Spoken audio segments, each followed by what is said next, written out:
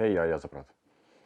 Aeg on sealmaal, kus peaks vaatama üle viinapuud, kuna hetkeks on nad ilmselt teinud kõik ära oma tarjad või rajanud selliselt, et nad on nüüd sellises kasvueas või kasvamas, just mari ise sellest harjas on paisumas. Nüüd saab vaadata üle, kus peaks selgelt eemaldama liigsed tarjad, nii-öelda kolmandad. Siis nüüd peaks näha olema, kas sellel kolmandal on piisavalt jõudu, et ennast piisavalt suureks kasvatada. Samas kõik kandeoksad on ilmselt visanud ennast nii-öelda lakke, vähemalt kasvuhoones. Välistingimustes ilmselt on see kasv ikkagi olnud aeglasem ja on maha jäänud. Ja need kasvu või need uued kandeoksad tuleks siis üle vaadata. Ja mina isiklikult lõikan need ka tagasi, hoides neid siis sellises mõistlikus kõrguses, et kogu ressurssi läheks siis rohemassi kasvatamiseks, vaid tarjad saaksid sealt piisavalt jõudu kätte. Samas jättes loomulikult sellise rohemassi alles, mis siis toidab taime ennast. Ka tekitab siis marjadele marjasuhkrut, nii et oluline on see tasakaal. Samas võin öelda, et minu meelest vaatamata sellele, et me ei katnud sellel talvel, on sellised vanemad taimed. Siin selja taga on kuskil selline, kui ma eksin, siis 4-5-aastased taimed. Nemad siis siin kasvanud siis 4 aastat, aga ma arvan, et koos siis nii-öelda aiandis kasvatamisega 5. aasta. Nemad siis väga sellist talvekahju ei kannatanud. Küll aga sellised nooremad taimed, meil on siin kõrval siis Svensson Red, mida ma olen siin varasemates videolugudes ka näidanud. Temal siis paar oksa ikkagi või sellist potentsiaalset põhiväeti või põhioksa üle elanud või elasid siis ütleme nii, et osaliselt. Hiljem saab vaadata. Ja tegelikult ka siin vanemal taimel Kuzminski siinil jätsime 2 oksa. Ja kuigi ma videodes olen siin soovitanud mitte jätta, siis enda jaoks katsetasin, aga on ka näha, et 2 oksaga viinapuu ei pruugi siis lõpuks kummaltki oksalt nii-öelda jätta või põhituvalt tekitada korralikke kandeoksi. Aga jõuame sinnamaani, siis me vaatame koos seda. Aga lähme asja juurde. Viinapuud on siis hetkel täpselt sellised, nagu te näete, suhteliselt suures rohemassis. Ja kui me vaatame siia ülesse, siis nende kandeoksad on rohemassi täiesti lakke välja visanud. Et nagu varasemates videolugudes olen näidanud, siis ikkagi iga aasta olen ma lõiganud umbes sinna ülemise puidust latini, siis kuskile siiamaani umbes need oksad tasa lõiganud. On ka plaanis sellel korral. Pikalt seda kaamerasse ei näita, ega siin mingit selles mõttes erilist võtet ei ole. Valin sealt kuskilt sellise nii-öelda lehe õndla koha, kust ma lõikan nad tagasi ja nii nad jäävad. Pigem näitaks teile, kuidas on siis selle aasta võimalik marjasaak või kuidas see areng on hetkel, siis ma arvan ise, et see on päris korralik. Isegi tegemist siin ees on siis Somerset Seedlessiga, mis on tegelikult väga korralikud tarjad sellel aastal teinud ja ma nagu, kui siin ka vaatad siia tahapoole, siis siin on näha, et terve see taim on päris korralikult tarjasid täis, ka ülemises kihis on mingil määral veel, sest meil on 2 liini peal põhitüved. Kui ma rääkisin siin just hetk tagasi sellest, et tuleb vaadata üle tarjad, mis nagu on kas siis kolmandad või ei ole hästi arenenud, mida võiks eemaldada taimelt koormust maha võtta, siis näiteks siin on hea näide sellest. Ta on niisugune nagu ta on. Mõni mamm on, aga küsimus on, kas see on väärt seda, et taime koormata, sest siin ülemine osa on hästi hõre. Ja see oks on ise hästi nõrk, et kas seda on mõtet jätta, mina ütlen, et ei ole. Ja ma siit murran ta lihtsalt välja sellisel kujul. Ja teen selle vajaliku siis sellise kärpimise ära. Et see on siis Somerset Seedlessi olukord siin. sarnane on ka tegelikult Kusminski siinil.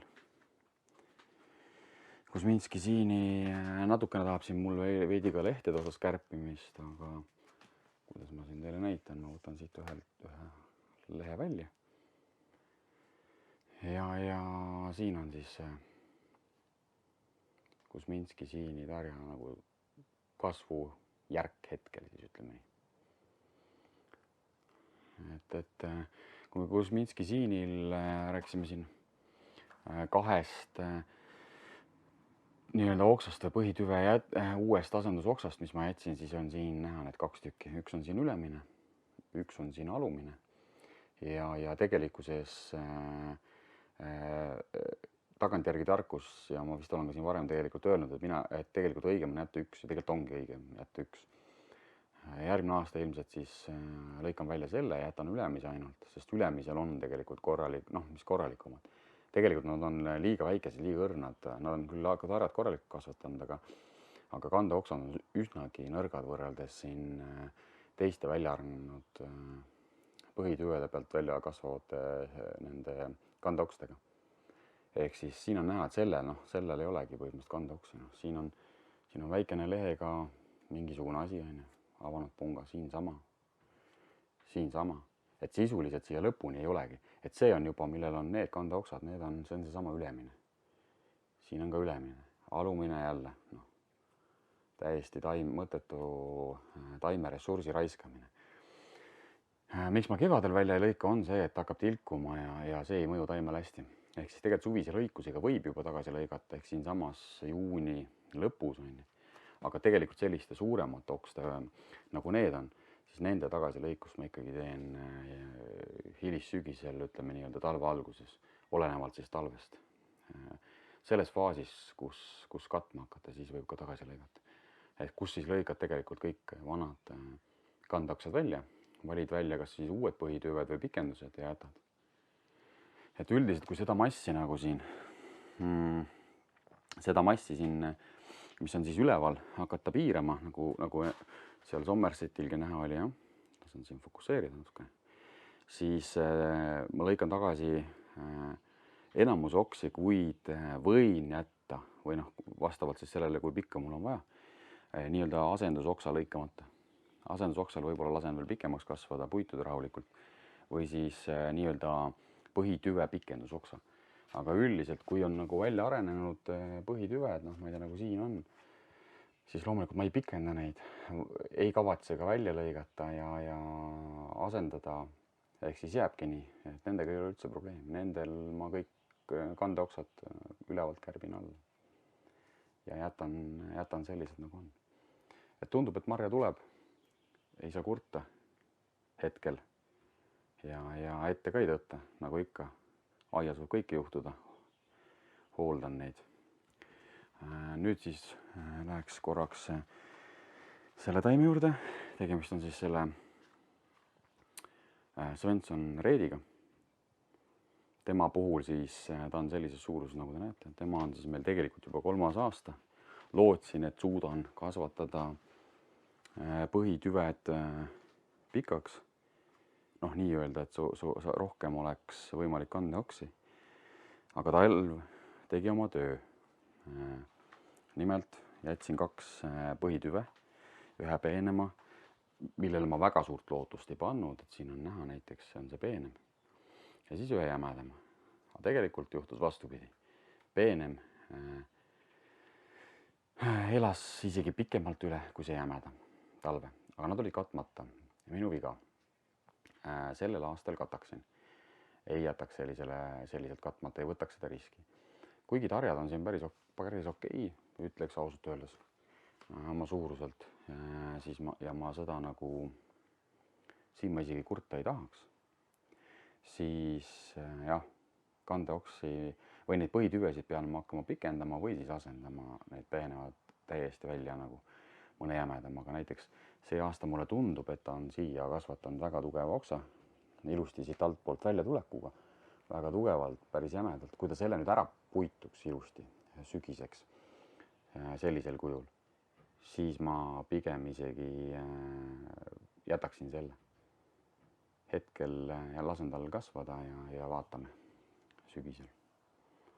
Aga jah, sisuliselt jämedamal oksal esimene kasv jämedal oksal, esimene kandeoks ongi siit kohast, mis tuleb. Peenemal on tegelikult siin see mitte esimene, aga ütleme siis viimane just on otsmine. Et nendest okstest peab midagi valima nagu ka nende põhitüvede pikendamiseks, kui tahaks nagu teda rohkem siia liinile saada. Aga ei ole ka see suur draama, sest tegemist on noore taimega. Ja noh, see on natukene isegi võib-olla ennustatav, et ta nii võib minna. Hästi põgusalt võib-olla ka siit tagant siis sellest Arkaadiast. See on see Arkaadia, mille ma nüüd siin istutasin, ühes varasemas videolos näitasin lootuses, et see ei ole siis nii-öelda vale Arkaadia. Mulle isegi tundub, et ei ole. Tundub, et on õige Arkaadia. Miks ma nii kindel olen, on see, et kui vaadata siin need lehtesid, siis see lehel on niisugune Arkaadiale võib-olla, siin tagumine isegi parem, Arkaadiale iseloomulik kuju ja tema tari, kuigi ta on noor taim, ma muidu võib-olla ei lasekski tarrel kasvada või areneda, siis noh, seekord tahaks lihtsalt näha, kas on õige või ole. Siis tegelikult tari on nagu küll täiesti Arkaadiale iseloomulik. Et siin on veel paar sellist tarjahakatist. Ma siiski lasen neil sellel aastal areneda. Teades, et see pärsib ilmselt nende kasvude põhiokste arengut, aga teen selle valiku teadlikult selleks aastaks. Et ta on siis hetkel sellises suuruses. Üldiselt muuran kõik ülejäänud avanevad pungad välja. Et jätta sellised 2, võib-olla rõhku panna 2 tugevamale tulevasele põhitüvele ehk nendele alumistele okstele, mis on kohe siit nii-öelda võimalikult maapinnale lähedale. Teised on sellised, mis lihtsalt, et tal oleks seda päikesetoitu nii-öelda, et ta saaks lehtedest oma päikesevalguse kaudu oma selle vajaliku aine kätte, et areneda. Vot selline see viinapuude olukord meie kasvuhoones on. Toimetamist nüüd jätkub ja teen nendele vanematele taimedele täna siis kandeokste tagasilõikused. Kärbin ka lehti natukene välja. Võtan siis nii-öelda kuni tarjedeni. Massi muidugi jälgin vaikselt. Nii-öelda ei võta kõike korraga neid lehti siis kuskilt maha. Taim võib sellele reageerida, mine tea kuidas. Aga natuke murran välja ja tagab, et siis esimese aine, toitaine, vee mööda siis tüve ja kandeoksi saab tari ja siis ülejäänud saavad lehed. Ehk siis nii nagu see võiks või peaks olema. Vot selline see videolugu sai. Loodan, et teil oli huvitav. Kui oli huvitav, siis pange ikka meie kanali jälgimisse ja märkige meeldivaks ja näeme juba järgmistes videolugudes.